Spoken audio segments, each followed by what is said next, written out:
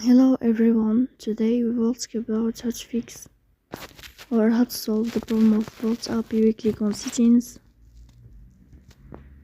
Here you will click on apps, default apps, app settings.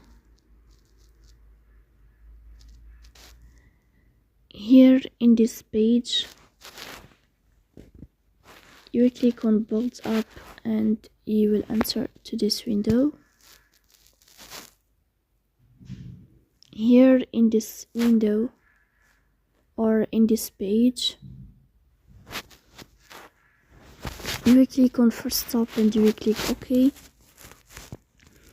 Here you will enter to storage, then we click on clear cache. In the end you will turn on your airplane mode and you will turn off your airplane mode again to fix that problem. So please don't forget to support us by like and subscribe.